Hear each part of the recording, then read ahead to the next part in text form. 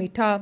ये मीठा बगैर मिल्क पाउडर के, बगैर क्रीम के और ब्रेक खोए के तैयार होगा।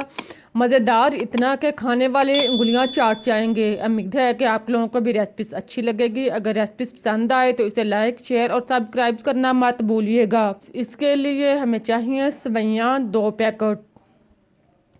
इसको आप तोड़कर छोटे छोटे टुकड़ों में तकसीम कर लें। सेवइयों को आप शापर के अंदर ही तोड़ लें।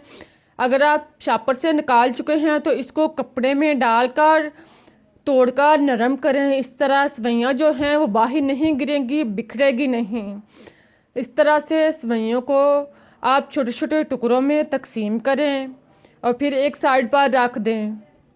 अब चूल्हे पर जिसमें आपने रेसिपीज बनानी है, इसमें आप देसी घी 2 से 3 चम्मच डालकर गरम कर लें। जब घी अच्छी तरह गर्म हो जाए तो आप इसमें इलायची सब्ज़ 2 से 3 अदद डालकर कड़कड़ाएँ। 1 से 2 मिनट तक इलायची को ब्राउन करने के बाद अब आप इसमें सेवइयां डालें। सेवइयां डालकर इसको आप मिक्स करें।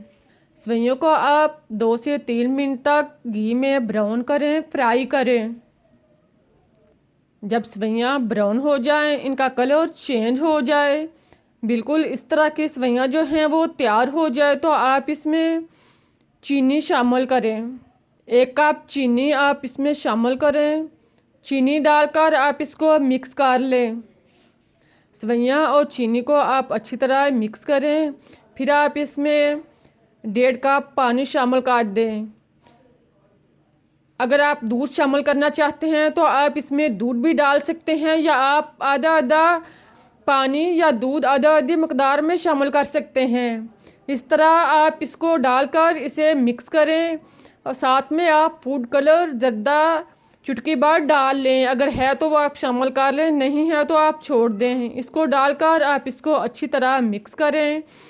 इसको हमवार करके आप इसका ढक्कन बंद करके लो आंच पर 5 मिनट के लिए पकने दें। 5-6 मिनट के बाद आप ढक्कन ओपन करें। आप देखें कि पानी जो है वो खुश्क हो चुका है और सेवइयां जो हैं वो भी नरम हो चुकी हैं और तैयार हो चुकी हैं। जब इस तरह से सेवइयां जो हैं तैयार हो जाएं, आप चूल्हा बंद करके उतार कर इसको नॉर्मल हालत में होने दें। अब आप लैदा बर्तन में दूध 1 लीटर शामिल करें। दूध डालकर आप इसमें चावल का आटा आधा कप शामिल कर लें। चावल को आप पीस कर इसको छान कर इसका बारीक पाउडर शामिल करें। इसके दानेदार चावल जो हैं वो आपने शामिल नहीं करने। चावल को डालकर आप इसे अच्छी तरह मिक्स कर लें। साथ में 2 से 3 चम्मच चीनी डाल लें।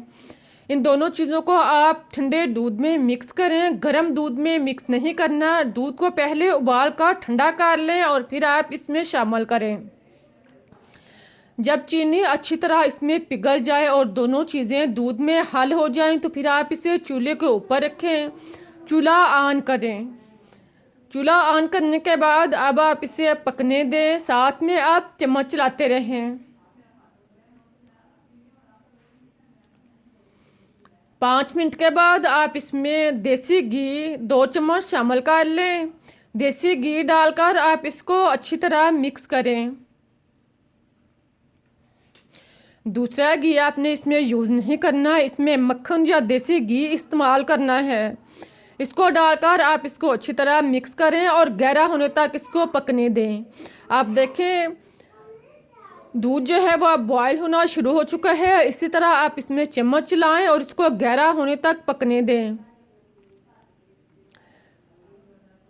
इसको आप नॉर्मल गहरा करके उतार लें।